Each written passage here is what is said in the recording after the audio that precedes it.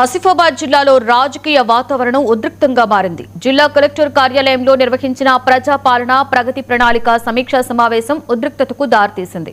ఈ సమావేశంలో స్థానిక ఎమ్మెల్యే కోవా లక్ష్మి ప్రభుత్వం ప్రవేశపెట్టిన సంక్షేమ పథకాల అమలుపై తీవ్ర అసంతృప్తిని వ్యక్తం చేశారు. ప్రభుత్వ పథకాలలో ఒక్కటి కూడా సక్రమంగా అమలు కాలేదని ఆరోపిస్తూ ప్రగతి పాలనను పచ్చి అబద్దాల పాలనగా విమర్శించారు. దీంతో అక్కడే ఉన్న మార్కెట్ కమిటీ చైర్మన్ స్పందించడంతో పరిస్థితి మరింత ఉద్రిక్తంగా మారింది. బీఆర్ఎస్ కాంగ్రెస్ నాయకుల మధ్య మాటల యుద్ధం చోటు చేసుకుని సమావేశం రసాభాసగా మారింది.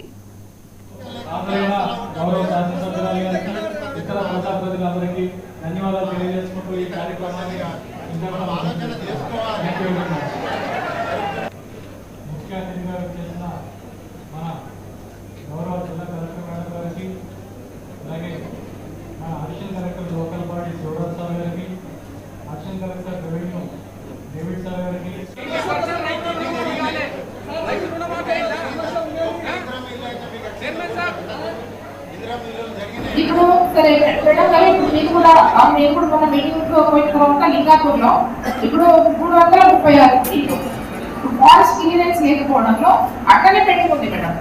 ఇప్పుడు ఫారెస్ట్ క్లియరెన్స్ లేకపోవడంలో ఇప్పుడు అవన్నీ కూడా గుడే కావచ్చు, తాండాలు కావచ్చు మేడం, దాదాపు 100 సంవత్సరాలు తాతల ముత్తాతల నుంచి ఊర్లు ఉన్నాయి. మరి ఆ ఊర్లో లేకేస్తారా? గవర్నమెంట్ బోరింగ్ వేస్తామంటే కూడా ఫారెస్ట్ క్లియరెన్స్ లేదంటారు, ఫారెస్ట్ అడ్డుపడతారు. ఫారెస్ట్ అక్కడ ఉంది కాబట్టి మీరు బోరేయద్దు అంటారు, లేకపోతే ఇల్లు పట్టద్దు అంటారు. మరి ప్రభుత్వం నుంచి ఇంకేలా ఉంది? ప్రభుత్వం కూడా పరిష్కారం చేసే అవసరం ఉంది కదా మేడం. మరి అవి ఇప్పటివరకు కూడా మీరు కూడా పోయిన అక్కడికి ఒక ఆ రోజు చాలా పెద్ద గొడవ అయిపోయింది. ఒక బోర్ వేయడానికి కూడా వాళ్ళు లింగాపూర్ మండలంలో ఇది మన జాముదార జీపీలో ఇది నాయకగూడలో ఆ రోజు మేము సింగరేణి నుంచి సాంస్కృతిక బోర్డు ఆ రోజు పంపించాం. అక్కడికి పంపిస్తే కూడా వాళ్ళు అడ్డుపడితే ఆ ఊర్లో ఏం చేస్తారు, మన బీట్ ఆఫీసర్ని బంధించి వస్తుంది. అప్పుడు పోయి మన బోర్డు అంటే ఇట్లాంటి పరిస్థితి ఉంటే ఏం చేయగలుగుతారు చెప్పండి. మరి గూడాలను టాటాలను అన్ని లేటర్స్ మరి సిటీకి తీసుకొచ్చి కూర్చోబెడతారా? మరి భూములు చాలా ఇస్తే అట్లనే బెస్ట్.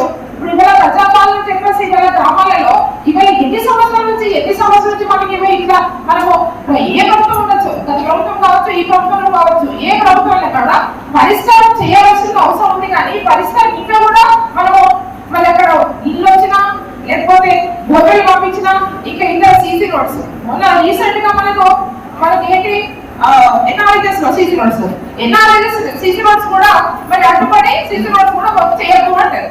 ఇప్పుడు సరే మేడం గారు, ఇప్పుడు